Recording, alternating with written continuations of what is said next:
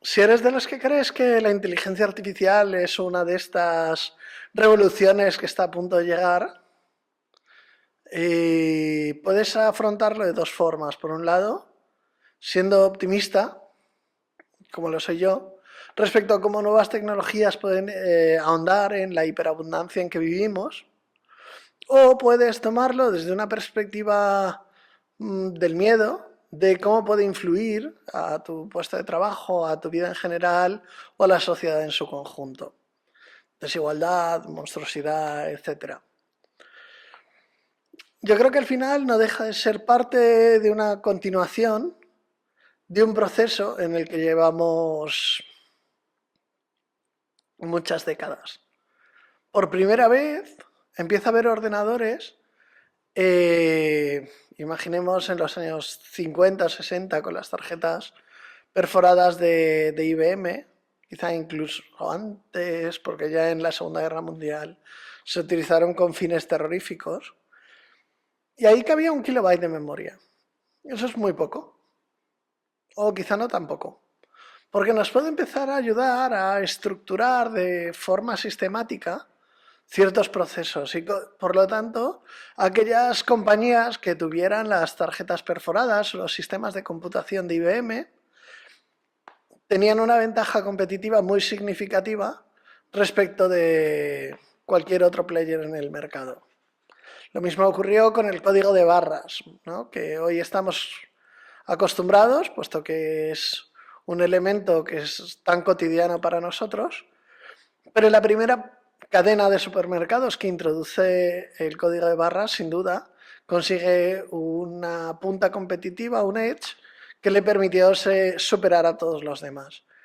Esta es simplemente la historia de la tecnología. En realidad, ver la inteligencia artificial como una película de Terminator o el autopilot de Tesla como una situación tipo Blade Runner o Regreso al futuro, creo que es exagerar, ¿no? Lo cual es fantástico porque a mí también me encanta ensoñarme con el mundo que vendrá, pero al final estamos hablando simplemente de código. Ceros y unos, que son gestionados por un procesador, y ahí está donde empieza el reto. Seguro que has visto esta pantalla negra con un montón de letras extrañas en un lenguaje que podría ser Klingon. Eso es código fuente y es el set de instrucciones que hace que funcionen los ordenadores, básicamente.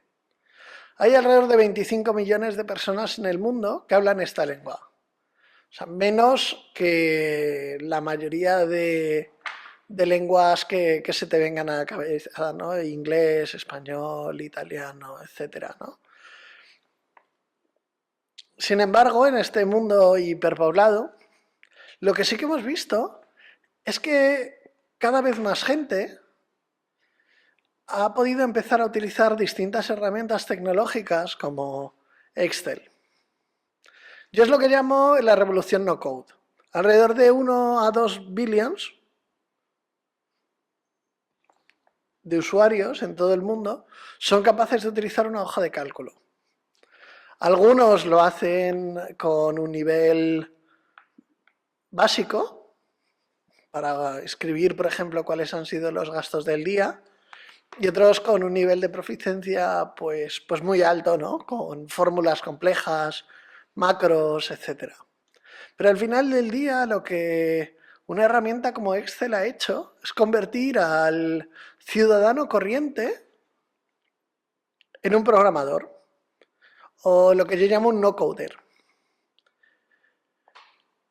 Ser capaz de empoderar a las personas a hacer cosas, en general, no importa que sea una pequeña obra en el jardín o el nuevo software o buscador, la nueva inteligencia artificial que va a cambiar el mundo, creo que es lo que nos diferencia de otros animales, ¿no? Es esa capacidad de prever que un set de acciones va a tener un efecto multiplicador a lo largo en el tiempo si somos capaces de hacerlo. Ya sea plantar un árbol, en cuyo caso vamos a recoger sus frutos o disfrutar de admirarlo durante los siguientes años, es poner un pequeño esfuerzo hoy a cambio de conseguir pues muchísimos beneficios en el futuro. En la digitalización no deja de ser algo parecido. Se trata de ser capaz de construir herramientas digitales. Y básicamente, si te estás enfrentando ahora mismo al reto de tener que implementar una nueva solución, un CRM, un ERP, por alguna razón, la mayoría de los softwares tienen unas siglas extrañas, ¿no? Como en el mundo de las finanzas o en las matemáticas con la noción. Quizás sea para construir barreras para que las personas que no somos técnicos, que no tenemos conocimientos de C hash o de Java, no podamos entrar en ese mundo. O quizás simplemente sea que la mayoría de nosotros, por dejadez quizá, pues no hemos sido capaces de dar el paso y aprender los lenguajes de la computación en el momento que tocaba, ¿no? O sea, conozco muchos padres muy preocupados porque sus hijos hablen inglés o incluso chino, que probablemente no usarán jamás. Y sin embargo, son muchos menos los que piensan en la importancia de entender la robótica, la computación, la informática en el día a día y lo ven más bien como esa cosa de videojuegos que les roba el tiempo. Yo creo que en el punto en el que estamos ahora ha ocurrido una disrupción. Y esa disrupción, no sé si son tanto los Large Language Models como GPT-4 o la interfaz de ChatGPT. Por primera vez podemos utilizar lenguaje natural para comunicarnos con los ordenadores. Y son estos mismos los que pueden hacer pequeñas aplicaciones para nosotros. Pero creo que igual que cuando era pequeño desmontábamos los ordenadores, ¿no? Para ver qué es la CPU y el disco duro y la tarjeta de memoria, bueno, la RAM, en aquel momento no creo que ninguno de mis ordenadores hubiera tenido tarjeta de memoria, ¿no? Pero la primera vez que instalamos un CD dentro de la torre, etc., es muy importante entender qué piezas componen una aplicación tecnológica. Uno de los cambios más significativos es que hemos pasado de que la mayoría del software fuera on-premise en los años 2000 en la actualidad supera o debe estar alrededor del 60% del tráfico de software o del software está en la nube. Cuando decimos la nube, esa alegoría casi mágica, creo que debemos ser muy conscientes de a qué nos referimos concretamente. Es la posibilidad de acceder desde cualquier dispositivo en cualquier lugar del mundo a una información compartida, desde distintos perfiles y con distintos objetivos. Por fin, puede existir una única verdad de la compañía, por ejemplo, algo tan sencillo como ¿dónde está tu paquete de DHL? Esto sería 100% imposible sin la conectividad y la potencia que nos dan las aplicaciones de software cloud. Por eso quiero hablarte de las cuatro piezas clave para cualquier herramienta tecnológica. Para mí, estamos hablando de... Te podrían decir que hay el back y el front, pero te pasaría como a mí, que no entenderías qué es qué, porque algunas funcionalidades pueden estar en un lado o en el otro. Magia. Pero para mí hay cuatro cosas. La primera es almacenar, por un simple concepto, que es la persistencia. ¿De qué me sirve hacer un trabajo si luego no lo puedo guardar? Imagínate que estás redactando una demanda o un contrato, o que estás preparando una presentación de PowerPoint y tuvieras que hacerlo en una sola sentada. Esto es lo que ocurría al inicio de la computación con algunas de las primeras videoconsolas, donde los juegos al no tener una memoria persistente, pues tenías que pasártelos de una sentada. Un sinsentido. Limita la capacidad de aprovechar pues, tus avances y el trabajo que has puesto en algo en concreto. El almacenamiento puede ser algo tan sencillo como una imagen dentro de un disco duro de tu móvil o del iCloud. Pero creo que a nivel corporativo nos interesa muchísimo más otro tipo de datos. Digamos que los datos que tienen más valor son los estructurados. Sin embargo, son mucho más escasos. Por otro lado, en el universo tenemos un montón de datos que están desestructurados y por lo tanto nos cuesta mucho acceder a ellos. Imagina, por ejemplo, una empresa que tuviera 15 o 20 clientes con 15 o 20 contratos en papel. Por otro lado, podrías tener una hoja de Excel con las condiciones de cada una de ellas parametrizada. Sin duda, los contratos físicos, la información desestructurada, es fundamental que la guardemos dentro de la compañía. Pero también es verdad que las empresas que sean capaces de parametrizar estos contratos van a poder tomar muchas mejores decisiones. Por ejemplo, respecto del nivel de servicio, las políticas de pago, etc. Entonces, para ello se crean las bases de datos. La mayoría de las bases de datos, igual te viene a la mente porque lo hayas estudiado en la uni o en el cole, son SQL. Es decir, son relacionales. Quiere decir que guardamos información en distintas tablas y generamos relaciones entre ellas.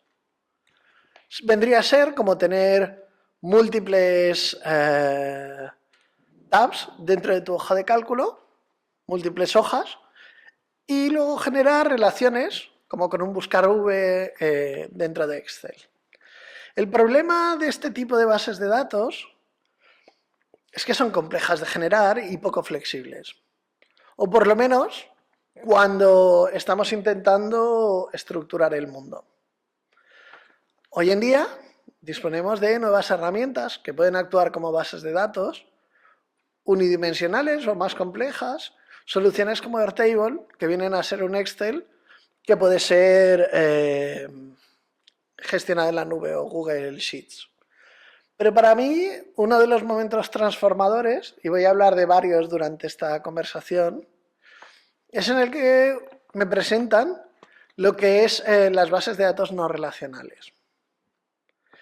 Al final del día, podríamos imaginar cada registro en una base de datos como una fila dentro de una hoja, dentro de un archivo de Excel.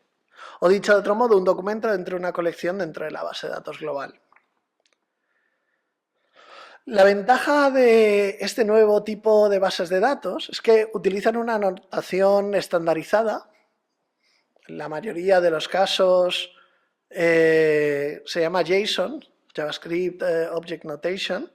Cuando empecé a trabajar, la mayoría de las transacciones en la empresa en que trabajaba se realizaban a través de XML, que era un formato anterior. La ventaja de esto es que si bien pueden tener algunos campos comunes, distintos documentos pueden tener campos, ítems diferentes. Y aunque es una forma poco eficiente de gestionar los datos, también es verdad que podemos generar relaciones entre distintas colecciones o tablas. Pero además tiene otro beneficio, que es el que me parece absurdamente extraordinario. Que es que estamos hablando de documentos que tienen un formato común, una estandarización. Eso es otra de las revoluciones, encapsular. Encapsular es algo tremendamente eficiente. Y te voy a explicar por qué. Imagínate un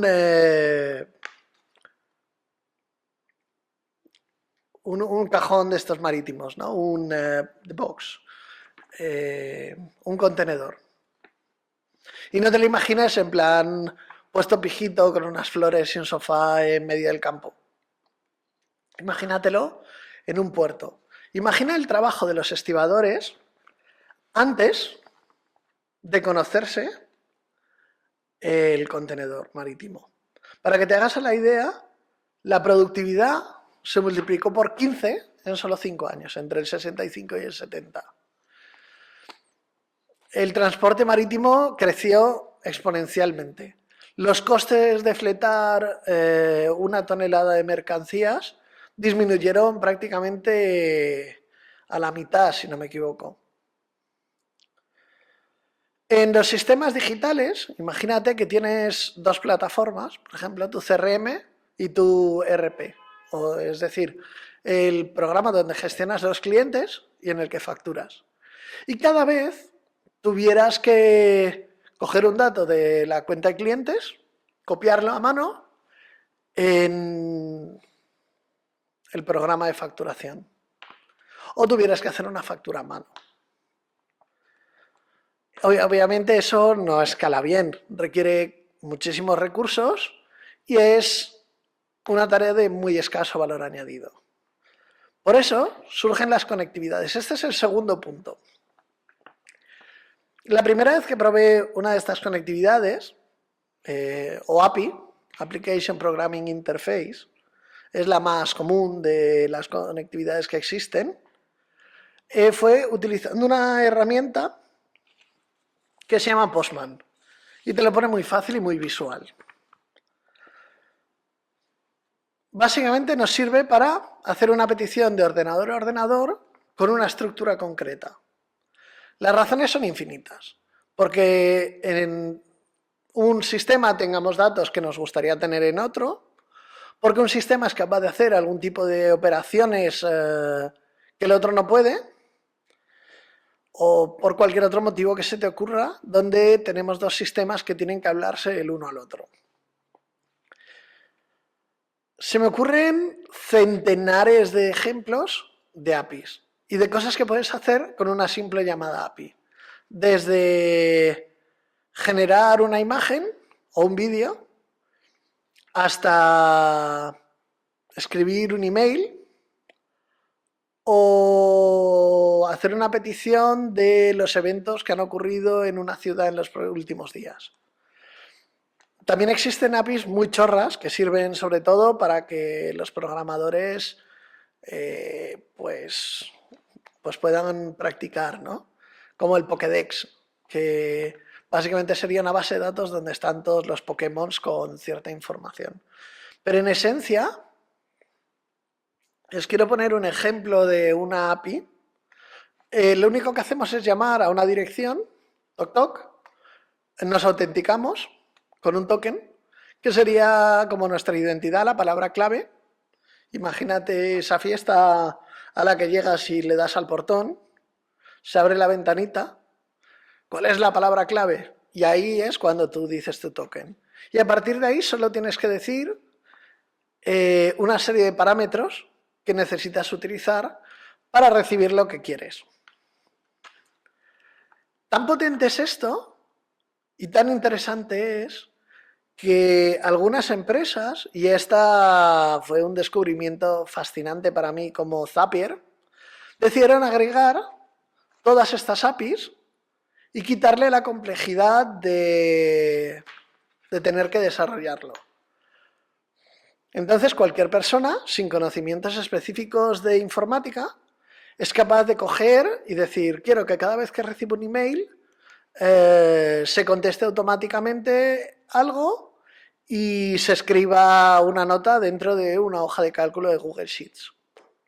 Imagínate una automatización como quiero que cada vez que llegue una reserva VIP se mande un mensaje a todos los empleados de nuestra empresa explicando que va a haber esta persona. Y esto se amplifica en los últimos años con una serie de herramientas. La primera que conocí era Hugging Face, pero la que me ha fascinado y me ha enamorado últimamente es Replicate. Yo puedo utilizar una API, como hemos dicho, para pedir datos. Pues podría tener una base de datos y llamarla. Pero también puedo ir a acceder a la computación que no tengo en mi sistema local. Seguro que habéis oído hablar de todo esto de NVIDIA y de cómo se generan centros de datos globales enormes de muchísimos millones de euros y muy poderosos.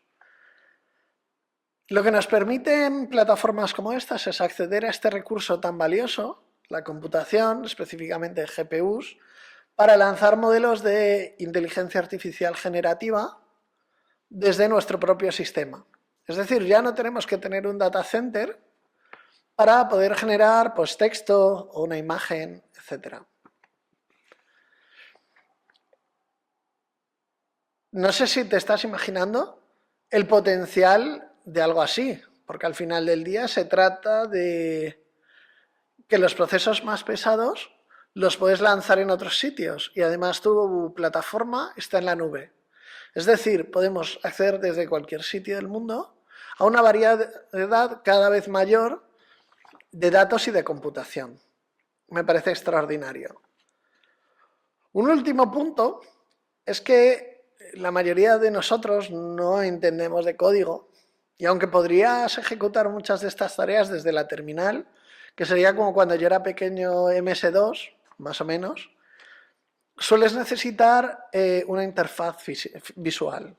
La mayoría de empresas empiezan por ahí, por generar una visualización de cómo sería la aplicación. La ventaja es que te permite entender cuál va a ser la experiencia del usuario y empezar a trabajar con ellos en refinarla y asegurarte de que lo que vas a construir al final del día pues va a ser algo que tenga utilidad para ellos.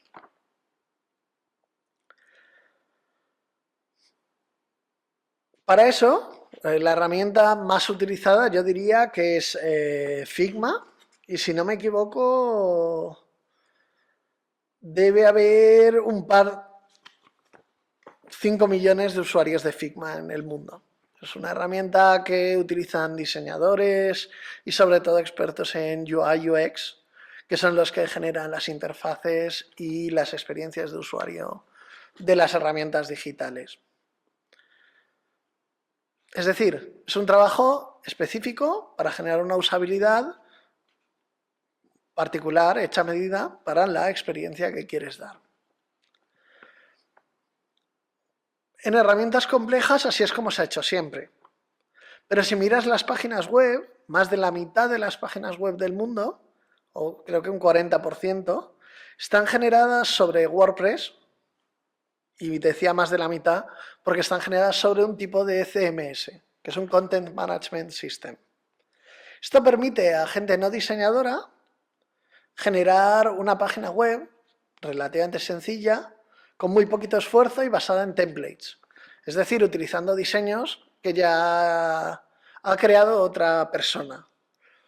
El problema que yo le he visto a WordPress es que al final tú tienes que tener un espacio donde ejecutarlo.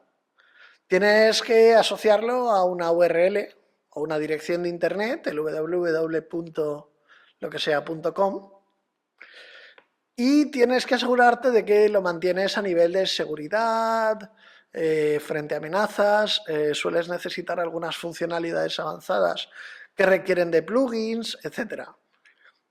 La mayoría de la gente, frente a esto, pues no se siente muy cómodo y me parece totalmente natural. Por eso surgen soluciones como Squarespace o en el caso de las tiendas Shopify.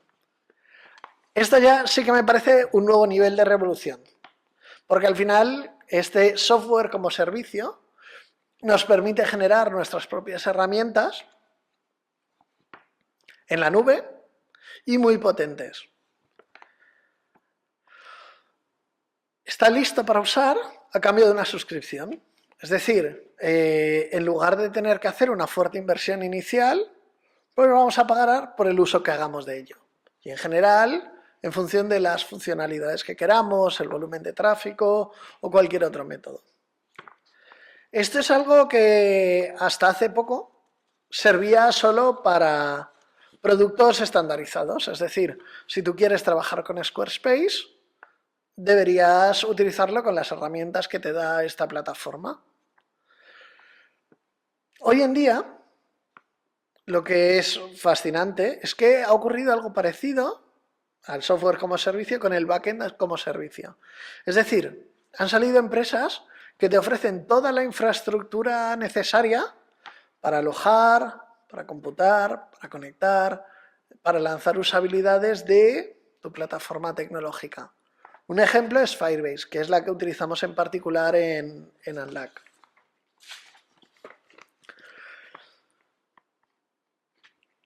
Al final del día, creo que hemos introducido 4 conceptos. El almacenamiento, ya sea de datos estructurados, en una base de datos, o no estructurados, como archivos.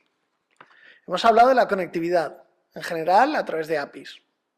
Hemos hablado de la computación, o de cómo podemos acceder a esta computación en sistemas de terceros. Y hemos hablado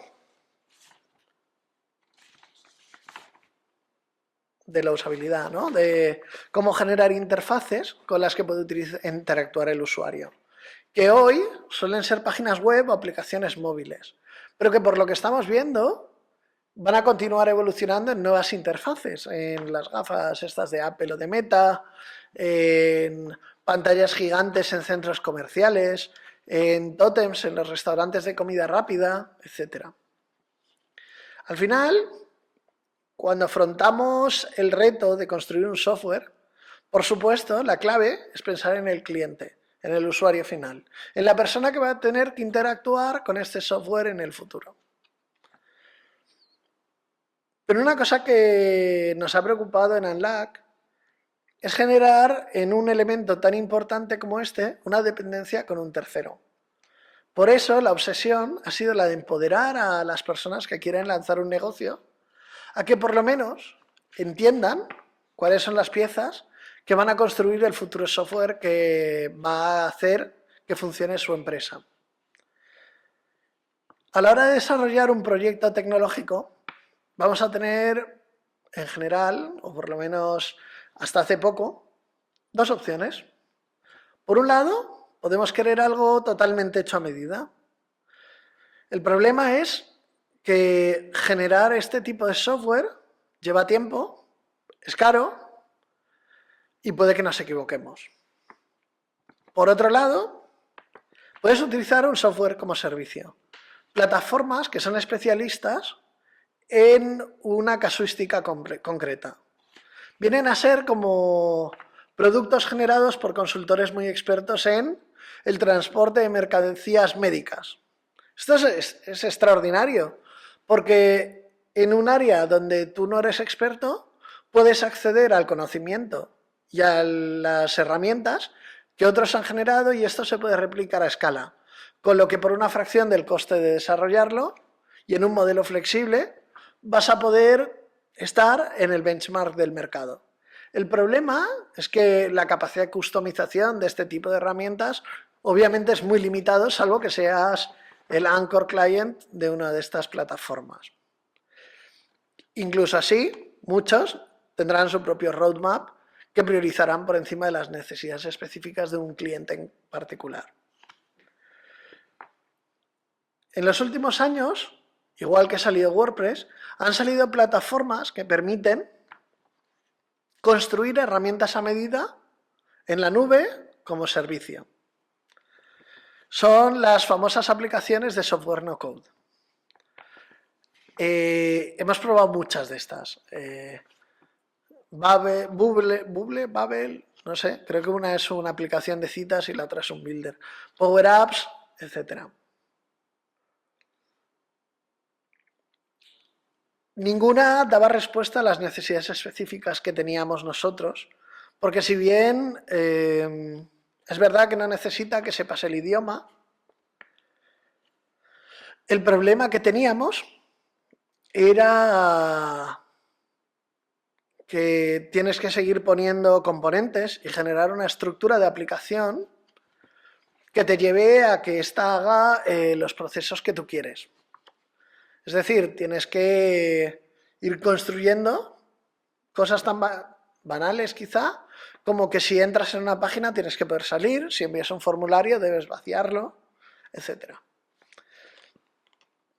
En Unlock lo que queríamos era dar las herramientas a una persona normal, alguien como yo, ¿no?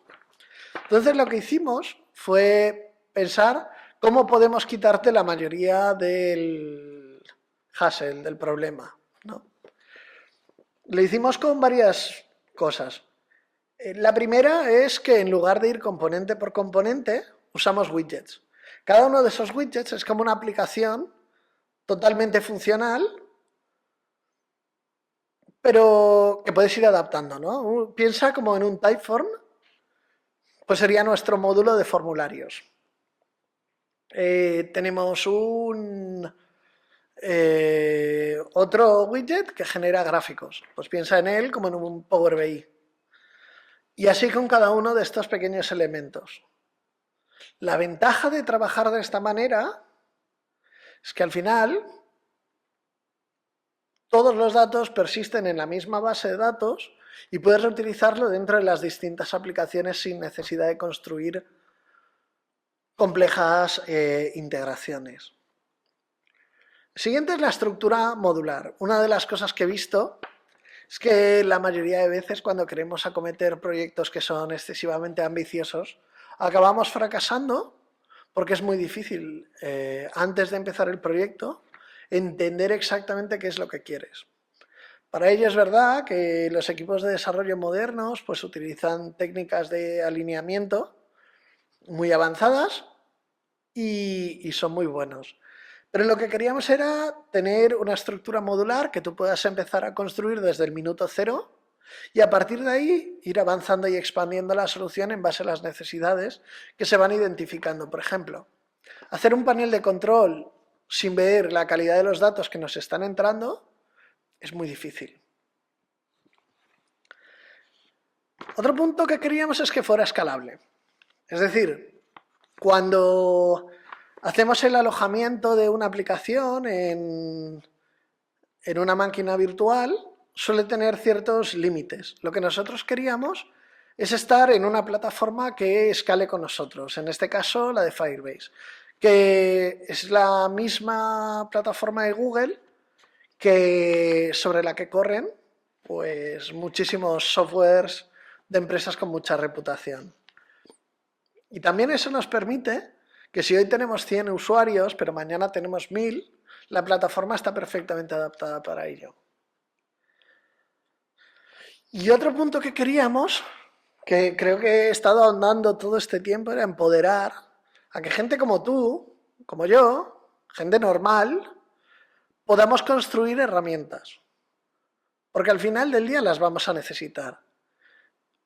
Para ello, es cierto que la IA ha sido una fuerza catalizadora. Hemos visto demos de cómo se puede hacer una aplicación o temas sencillos utilizando la IA. Y me parece fascinante. De hecho, nosotros hemos integrado algunas de estas funcionalidades, como pídele a un chatbot información o un resumen de los datos que tengo sobre un cliente. Genera una gráfica sobre algo. Genera un formulario que pida información del cliente sobre X, Y, Z. Pero la IA no es 100% controlable. Entonces lo que nosotros hemos creído es que necesitábamos una interfaz sin código, en base a pequeños formularios, a preguntas, que te permitan hacer esa parametrización de última milla, que es la diferencia entre que una aplicación funcione, se use y sea adoptada por el público objetivo y que quede construida y perdida en el olvido. La ejecución, al final del día, va a depender de la empresa, de los directivos, del management de la compañía o del jefe del equipo en el que quiera implementar una herramienta concreta. Dejar eso en manos de terceros, por muchos equipos de Customer Success que tengan, es un riesgo. Y es muy difícil que ayudes a implementar una herramienta que no conoces. Por otro lado, si tienes dependencias a la hora de hacer pequeños ajustes y tomar el feedback que te dan los usuarios para hacer cambios que realmente podrían ser realizados de forma instantánea, estamos generando un cuello de botella dentro de tanto la adopción como la evolución de los sistemas que creamos. Por eso, en Unlock lo que creemos es en una plataforma modular en base a pequeños widgets que interactúan con una base de datos y un hosting, un alojamiento de archivos persistentes que pueden manipularse desde distintas perspectivas para generar experiencias de usuario, por supuesto, mucho más estandarizadas, para que las empresas puedan enfocarse no tanto en el color de los botones o su tamaño, sino en accionar cambios reales que implementen a la velocidad de la luz. Es decir, que si tú identificas una necesidad de negocio, puedas construir las herramientas necesarias para lograr un cambio que te ayude a evitar un riesgo o a monetizar una oportunidad que se ha identificado. Y ese es el llamado que hacemos desde Unlock. El software no puede ser algo que subcontratamos, que damos a otro que es experto y nos olvidamos. Cada vez más las empresas se diferencian en su capacidad de gestionar datos y experiencias de usuario de una forma diferenciada. De tener un proceso, como en su día tuvo Zara de cadenas de suministro integradas, o como tuvo Toyota de producción just in time, pues aquí ocurre lo mismo. Una empresa, y esto lo decía Tom Peters, que hace un benchmark, lo que está haciendo es estudiar dónde está su competencia hoy para generar un plan a 5 años que les dicte que podrán alcanzar la posición donde están sus competidores hoy. Con la tecnología pasa lo mismo. Utilizando plataformas SaaS estandarizadas, vamos a asegurarnos de que estamos donde están el resto de nuestros competidores. El reto es identificar en qué situaciones la complejidad es tan grande que necesitamos una herramienta hecha a medida por un equipo de desarrollo a medida 100%, en qué situaciones tenemos una actividad que es importante, pero en la que no queremos diferenciarnos, donde podríamos utilizar perfectamente un SaaS estandarizado, y en qué situaciones queremos un sistema modular, como las plataformas no-code, en particular Unlock, que nos permita tener un poco lo mejor de ambos mundos, diferenciarnos y construir ventajas competitivas, a la vez que nos evitamos largos y muy caros procesos de desarrollo. Espero que te haya servido y, como seguro que he dicho un montón de inconsistencias y cosas que eran incorrectas, pues no dudes en ponérmelo en los comentarios si quieres, para que tengamos un diálogo sobre la revolución que está pasando, con la que a través de herramientas de software no code, de inteligencia artificial y de las nuevas metodologías de trabajo, vamos a poder transformar realmente las organizaciones en las que trabajamos. Creo que es una oportunidad frente a la que lo único que podemos es decir hay que saltar encima.